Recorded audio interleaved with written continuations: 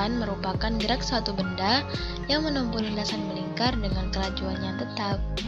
Ciri dari gerak melingkar beraturan adalah kecepatan linearnya tetap, vektor atau arah kecepatan linearnya berubah, percepatan linearnya sama dengan 0 karena kecepatan linearnya tetap, percepatan sentripetalnya tetap, dan percepatan tangensialnya 0. Besar dan arah kecepatan sudutnya tetap, percepatan sudutnya 0, arah kecepatan sudutnya sama dengan arah putaran benda, dan pada t yang sama, posisi sudut bernilai sama. Serta percepatan totalnya adalah sama dengan percepatan sentripetal, karena percepatan tangensialnya bernilai 0. Kemudian, rumus dalam gerak melingkar beraturan adalah untuk kecepatan sudut omega sama dengan delta theta per delta t, atau sama dengan 2πf atau sama dengan 2pi per t. Untuk hubungan kecepatan tangensial atau kecepatan linier dengan kecepatan sudut adalah V sama dengan omega dikali R. Kemudian untuk perpindahan sudut ada delta theta sama dengan omega t, atau delta theta di sini bisa dijabarkan menjadi theta akhir dikurangi dengan theta awal sama dengan omega t. Nah, untuk mencari sudut akhir atau theta t sama dengan theta 0 atau sudut awal ditambah dengan kecepatan sudut dikali dengan t. Selanjutnya ada gerak melingkar berubah beraturan. Gerak melingkar berubah beraturan adalah gerak suatu benda yang menempuh lintasan melingkar dengan kecepatan sudut yang berubah-ubah dan percepatan sudutnya tetap. Nah, di sini bisa dilihat pada gambar. Untuk yang gambar A merupakan gerak melingkar beraturan yang percepatan sentripetalnya tetap mengarah ke pusat lingkaran, sedangkan untuk yang B percepatan sentripetalnya berubah.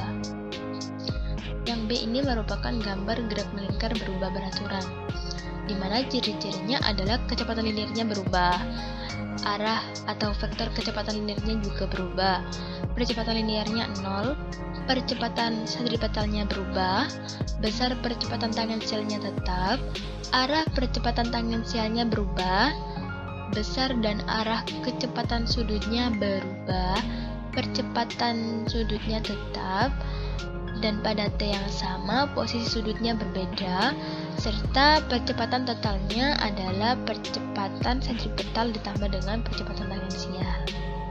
Adapun untuk rumus dari gerak melingkar berubah beraturan adalah untuk percepatan sudutnya adalah omega 0 plus omega t per 2, dan untuk perpindahan sudutnya adalah omega 0 dikali t plus setengah alfa t kuadrat, dan untuk kecepatan sudutnya adalah omega t sama dengan omega 0 plus alfa dikali theta, atau bisa juga dengan menggunakan rumus omega t kuadrat sama dengan omega 0 kuadrat plus 2 alfa dikali dengan theta. Dan untuk percepatan tangensialnya rumusnya adalah alfa dikali dengan r atau jari-jari lintasan. Untuk lebih memahami, kita akan menerapkan konsep gerak melingkar pada contoh soal berikut. Untuk contoh soal yang pertama, jika speedometer sebuah mobil menunjukkan angka 300 rpm atau radian per menit, maka kecepatan sudut putaran mesin mobil tersebut adalah...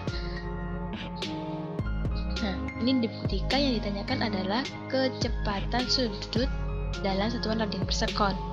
Yang diketahui adalah kecepatan sudutnya dengan satuan radian per menit.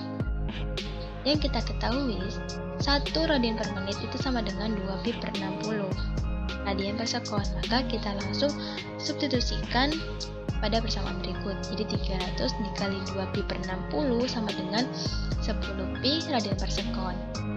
Nah, jadi kecepatan sudut putaran mobil adalah 10pi radian per sekon. Gampang bukan? Oke, kita lanjut ke contoh soal yang kedua agar lebih memahami lagi. Contoh soal yang kedua, sepeda roda 3 bergerak dengan kecepatan 54 km per jam. Jika jari-jari masing-masing roda ada 15 15 meter, maka besar percepatan sentripetalnya adalah, diketahui pada soal, kecepatan linearnya sebesar 54 km per jam atau senilai dengan 15 meter per sekon, dan jari-jari roda sebesar 15 meter. Yang ditanyakan adalah percepatan tangensial.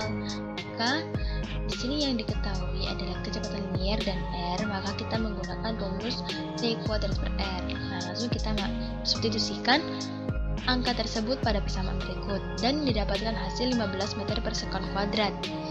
Maka percepatan sentripetal pada sepeda adalah sebesar 15 meter per sekon kuadrat. Kemudian untuk selanjutnya, contoh soal yang ketiga. Sebuah benda bergerak vertikal dengan percepatan sudut 2 per sekon kuadrat. Jika mula-mula bergerak, maka tentukan kecepatan sudut benda setelah 2 sekon dan sudut tempuh setelah 5 sekon.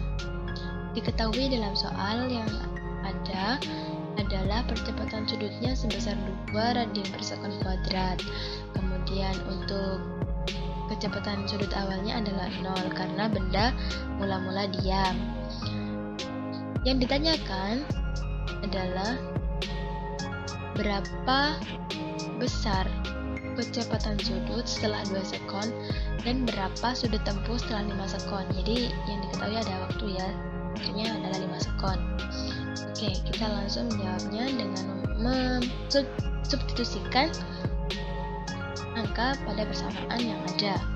Untuk mencari kecepatan sudut akhir, menggunakan rumus omega t sama dengan omega 0 plus alfa dikali theta, yang dimana omega 0 bernilai 0, alfa atau percepatan sudutnya bernilai 2, dan t-nya bernilai 5. Maka kecepatan sudut benda setelah 2 sekon adalah 10 radian per sekon.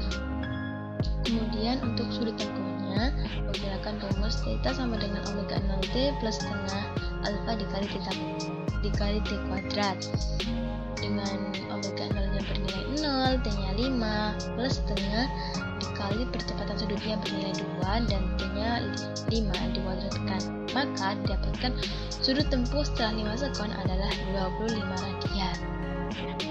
Oke, sekian dari saya materi pembelajaran pada video kali ini, mudah-mudahan bermanfaat. Thank you semuanya. Assalamualaikum warahmatullahi wabarakatuh. Sampai jumpa di video selanjutnya ya.